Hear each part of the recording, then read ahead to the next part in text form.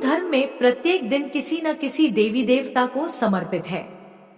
उसी तरह गुरुवार का दिन भगवान विष्णु और गुरुदेव बृहस्पति को समर्पित है। इस दिन विधि विधान से भगवान विष्णु और गुरु बृहस्पति की पूजा अर्चना करने से भक्तों की सभी मनोकामनाएं पूरी होती हैं।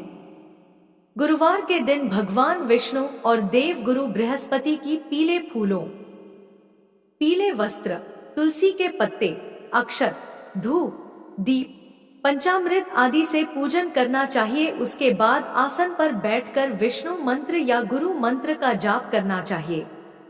हिंदू धर्म में प्रत्येक दिन किसी न किसी देवी देवता को समर्पित है। उसी तरह गुरुवार का दिन भगवान विष्णु और गुरुदेव बृहस्पति को समर्पित है। इस दिन विधि विधान से भगवान विष्णु और गुरु बृहस्पति की पूजा अर्चना करने से भक्तों की सभी मनोकामनाएं पूरी होती हैं। गुरुवार के दिन भगवान विष्णु और देव गुरु बृहस्पति की पीले फूलों, पीले वस्त्र, तुलसी के पत्ते, अक्षत, धूप, दीप, पंचामृत आदि से पूजन करना चाहिए। उसके बाद आसन पर बैठकर विष्णु मंत्र या गुरु मंत्र का जाप करना चाहिए। प्यारे भक्तों, अगर आप इस मंत्र को सुन भी लेंगे तो मैं यकीन दिलाती हूँ कि भगवान विष्णु जी आपकी बड़ी से बड़ी समस्या दूर कर देंगे। जब भी आपको समय मिले, यहाँ तक आप अपने बिस्तर में लेटे इस मंत्र को सुन सकते हैं। लेकिन इस मंत्र का प्रभाव कम नहीं होगा। यदि आप आज के दिन अत्यधिक जाप करेंगे तो इसका शीघ्र फल मिलेगा। फिर चाहे दुखों की समाप्ति हो या धन की प्राप्ति हो, परंतु इस मंत्र को 108 बार भगवान विष्णु जी की आगे जाप करें। गुरुवार के दिन भगवान विष्णु की पूजा करने से वैवाहिक जीवन में खुशियां आती हैं। दाम्पत्य जीवन सुखमय हो, इसके लिए पति पत्नी को साथ में व्रत और पूजा करना चाहिए। बृहस्पतिवार को गुरु की पूजा करने से बृहस्पति मजबूत होगा, जिससे जीवन में सफलता मिलेगी। लोगों के यश, वैभव, कीर्ति में वृद्धि होगी। गुरु के मजबूत होने से विवाह में होने वाली अड़चनें और देरी दूर होती है। इसके लिए आपको गुरु के बीज मंत्रों का जाप भी करना चाहिए। दोस्तों, बड़े बड़े कहते आए हैं भक्त के वश में है भगवान। ये बात बिल्कुल सच है। अगर हम दिल से उसको मानते हैं तो भगवान हमारे हमेशा साथ रहते हैं। इसी तरह नरसी भक्त की बेटी का भाग भगवान खुद आकर भरते हैं। दोस्तों, भगवान तो हमेशा हमारे साथ है, बस वो तो हमारी श्रद्धा देखता है कि कितनी है। प्रभु तो हमेशा भाव के भूखे हैं। ठीक उसी प्रकार अगर हम उनके मंत्रों का जाप सच्चे दिल से करें तो हमें सफलता अवश्य मिलेगी। ईश्वर का आशीर्वाद हमेशा हमारे और हमारे परिवार पर बना रहेगा।